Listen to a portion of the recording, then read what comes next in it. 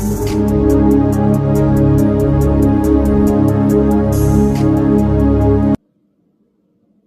ప్రభువును మన రక్షకుడు అయిన యేసుక్రీస్తు ప్రభు నామమున అందరికి వందనాలు, దేవునికి స్తోత్రాలు.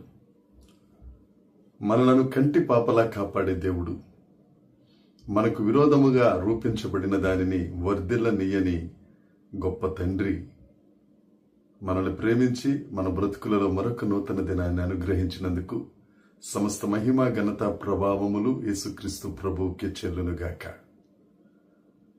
ఆ అత్యున్నతమైన దేవుడు ఈ నూతన దినములో మనందరికీ అనుగ్రహించిన దేవుని యొక్క వాగ్దానము కృపావార్త.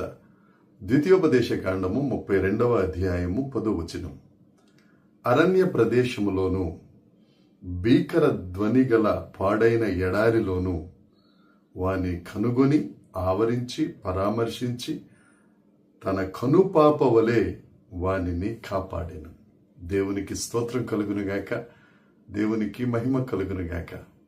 ప్రభువునందు అత్యంత ప్రియమైన దైవ జనాంగమా, మన దేవుడు అరణ్య ప్రదేశంలో భీకర ధ్వని గల ఎడారిలో మనలను కనుగొన్న దేవుడు. దేవునికి స్తోత్రం కలుగునుగాక. ఈ మాట, ఈ వాగ్దానం మోషే గారు అవసాన దశలో ఇక కనాను దేశానికి, వాగ్దాన దేశానికి ఒక అడుగు దూరంలో ఉన్నప్పుడు ద్వితీయోపదేశ కాండం మరొక్కసారి దేవుని యొక్క ధర్మశాస్త్రాన్ని, దేవుడు చేసిన అరణ్య ప్రయాణంలో గొప్ప కార్యాలను వారికి వివరిస్తూ చెప్పిన మాట. అరణ్య ప్రదేశంలో భీకర ధ్వని గల ఎడారిలో దేవుడు కనుగొన్నాడు మనల్ని. మనం దేవుణ్ణి కనుగోవటం కాదండి, దేవుడే మనల్ని కనుగొన్నాడు. దేవుడే మనల్ని వెతికి రక్షించుకున్నారు. ఎంత గొప్ప దేవుడు! మనం అంటే ఆయనకి ఎంత ప్రేమ, ఎంత పిచ్చండి మనం అంటే యేసయ్యకి. అందుకే కొత్త నిబంధనలో కూడా యేసుక్రీస్తు ప్రభు అంటారు, నశించిన దానిని వెదకి రక్షించడానికి. మనము మన అపరాధముల చేత, పాపముల చేత, దోషముల చేత చచ్చిన వారమై ఉన్నప్పుడు ఆయనే మనల్ని వెదకి కనుగొని మనల్ని రక్షించుకున్న గొప్ప దేవుడు. మనం ఒకవేళ ఎక్కడైనా ఇబ్బందుల్లో ఉంటే మనల్ని కనుగొని మనకి సాయం చేద్దామని వచ్చే మానవులు ఎక్కడా కనపడరండి. అవకాశం ఉంటే మనల్ని కనుగొని బాధ పెట్టేవారు కావాలంటే చాలా మంది ఉంటారు, కానీ పరామర్శిద్దాంలే అనేవాళ్ళు ఎక్కడో గాని మనకు దొరకరు. కానీ మన దేవుడు పాపులమైపోయిన మనల్ని, ఆ మహిమను పోగొట్టుకున్న మనల్ని, ఆ పరిశుద్ధతను పోగొట్టుకున్న మనల్ని, పాపం చేత శాపం వలన దేవునికి దూరం అయిపోతే మనల్ని వెదకి కనుగొని ఆ భీకర ధ్వని గల ఎడారిలో మనల్ని కనుగొని ఏర్పాటు చేసుకుని మన కొరకు ప్రాణం పెట్టిన దేవుడు యేసుక్రీస్తు ప్రభు ఒక్కరై. ఆయన్ని చేర్చుకోవటానికి, ఆయన్ని దేవుడిని ఒప్పుకోవటానికి ఏంటి అభ్యంతరం? ఆయనే నిన్ను కనుగొన్నాడు. అరణ్య ప్రదేశం అంటే ఈ లోకంలో నిన్ను కనుగొన్నాడు. ఆయన కనుగొని ఉద్యానవనము అనే సంఘంలోనికి నిన్ను చేర్చాడు. అరణ్యం అంటే లోకం, ఉద్యానవనం అంటే సంఘం. నిన్ను కనుగొని, అరణ్యం పిచ్చి పిచ్చిగా ఉంటది, అరణ్యం అంతా చెట్లతో, ఉద్యానవనం చక్కగా అమర్చబడినట్టుగా ఉంటది. అక్క సంఘానికి నిన్ను చేర్చాడు ఈ అరణ్య ప్రదేశంలో. అంతేకాదు, నిన్ను పరామర్శించి ఆవరించి కనుపాపలా కాపాడారు. నిన్ను ఆవరించాడు దేవుడు, ఆవరించాడు. చెట్టుకు మంచున్నట్టుగా చలికాలంలో మంచు కురుస్తున్న వేళలో ఆ ఉదయాన్నే ఆ చెట్టు కనపడదు, మనకి మంచే కనపడుతుంది. అలా ఆవరించాడు. ఎవరైనా నిన్ను కనుగొని ఆయన కౌగిట్లోనికి చేర్చుకున్న తరువాత నిన్ను పరామర్శిస్తున్నప్పుడు దేవుడు, జనులందరికీ దేవుడు కనపడతాడు తప్ప నువ్వు కనపడవు. నువ్వేమనుకుంటావు, నన్ను పరామర్శించే వాళ్ళు లేరు, నా ఇబ్బందుల్లో నన్ను కొనుగొని నా దగ్గరికి వచ్చేవాళ్ళు లేరు, నా శోకంలో నా కన్నీరు తుడిచి పరామర్శించేవారు లేరు అనుకుంటావు. సృష్టికర్త అయిన దేవుడు, భూమి ఆకాశములు పట్టజాలనంత గొప్ప దేవుడు, ఆయన నిన్ను ఆవరించాడు, నిన్ను ఆవరించున్నాడు. దేవునికి స్తోత్రం. నిన్ను పరామర్శిస్తున్నాడు.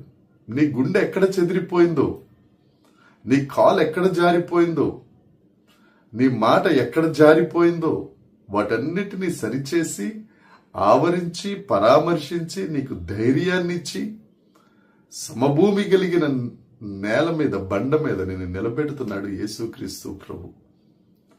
అందుకనే కీర్తనల గ్రంథంలో ఉంటుంది కదా, మనల్ని కాపాడే దేవుడు కొనుకడు, నిద్రపోడు. ఆయన మనల్ని ఆవరించే దేవుడు, పరామర్శించే దేవుడు. ఒక వ్యక్తి యెరూషలేము నుండి యెరికోకు వస్తా ఉంటే దొంగల చేతిలో చిక్కి కొట్టబడి రోడ్డు పక్కన బాధపడతా, ఇబ్బంది పడతా ఉంటే మంచి సమరయుడు వచ్చి ఆయన్ని పరామర్శించి ఆయన గాయాలు కట్టి తీసుకెళ్లి పూటకోళ్ల వాళ్ళ ఇంటి దగ్గర ఉంచి కొంత డబ్బులు ఇచ్చి, ఒకవేళ మరలా నీకేమన్నా అచ్చి ఉంటే మరలా నేను తిరిగి వచ్చినప్పుడు ఇస్తానని చెప్పాడు. ఈ సందర్భం లూకా సువార్తలో మనం చూస్తాం. నువ్వెక్కడన్నా దొంగల చేత, పాపం అనే దొంగ చేత, శాపం అనే దొంగ చేత, అవిధేయత అనే శత్రువు చేత కొట్టబడి పక్కన పడిపోతే నిన్ను పరామర్శించడానికి వచ్చాడు ఆయన పరలోకమును విడిచిపెట్టి. ఆయన పరామర్శిస్తారు, అంతేకాదు నిన్ను కనుపాపలా చూసుకుంటాడు ఆయన.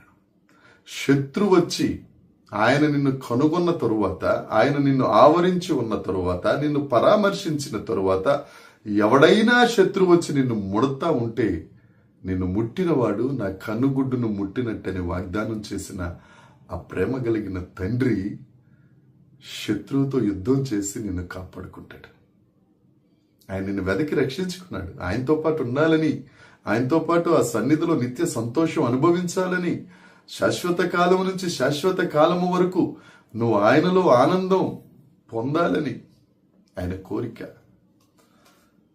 నా ప్రియ సహోదరి, సహోదరుడా, నువ్వు ఎక్కడ అరణ్యంలో గెలిచిపోయావో, ప్రపంచంలో, లోకంలో గెలిచిపోయావో, భీకర ధ్వని గల ఎడారి, అది భయపెడతా ఉంటే ఆ భయానికి వణికిపోతున్నావేమో చిగురుటాకులాగా. ఈ వాగ్దానాన్ని తీసుకో. ఈ దినమంతా ఈ వాగ్దానాన్ని ధ్యానించు. ఈ వాగ్దానం వల్ల ధైర్యం తెచ్చుకో.